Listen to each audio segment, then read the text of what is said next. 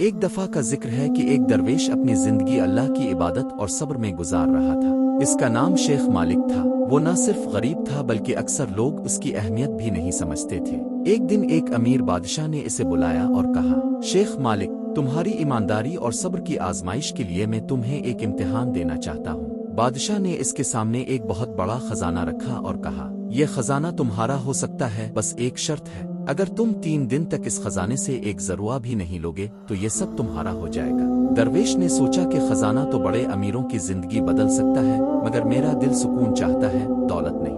3 دن گزر گئے۔ درویش نے نہ خزانے کے پاس جانا چاہا اور نہ ہی اس کی طرف دیکھا۔ وہ روزانہ اللہ سے دعا کرتا رہا کہ اس کا دل لالچ میں نہ پڑے۔